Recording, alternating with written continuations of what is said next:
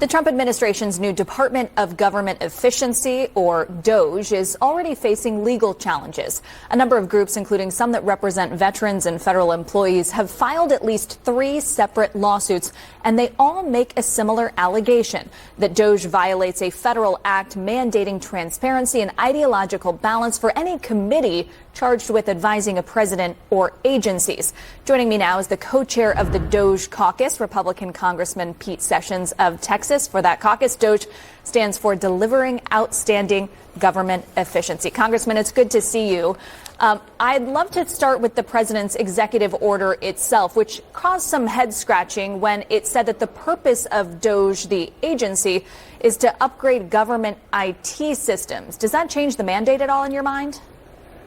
No, I don't think it does, but it's certainly a basis for us to understand that if we're going to have federal employees that need to access data, then they need to have the most reliable, the most cost-effective, and the most important part of all, interoperability among these databases that are huge.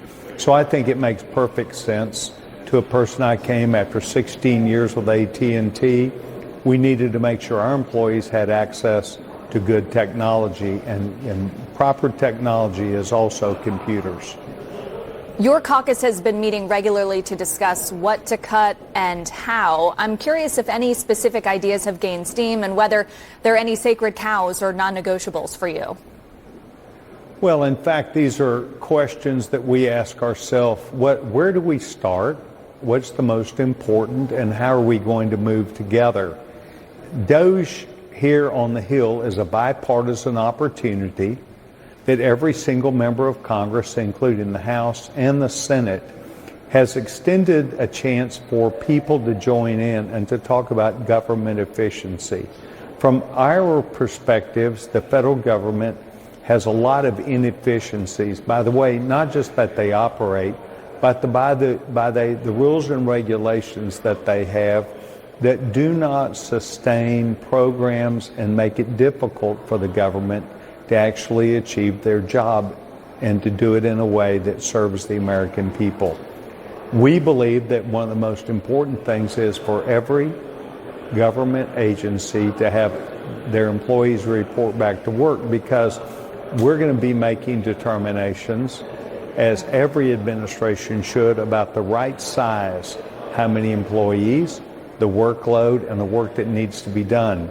As a result of people being home, not reporting to work every day, there are lots of government reports that say they're wholly efficient, but in fact, they still have huge problems.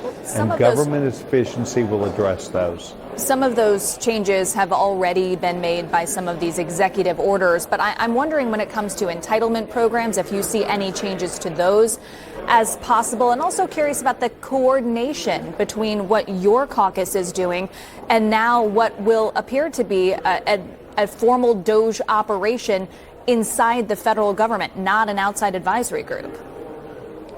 Well, this is an interesting way to look at it. What we're doing is allowing every single member to look at their idea of agencies or processes that are not efficient.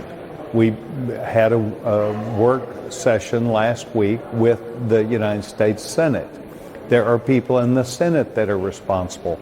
They have held hearings just like we have. I'm the subcommittee chairman for government operations, and we have for a long time known that there is $1.7 trillion worth of waste, fraud, and abuse that happens every few years. When you combine that, it is an embarrassment to the taxpayer of this country and taken away from goods and services that could be given to people who deserve it most. Of course, waste, fraud, and abuse is something we've got to get after.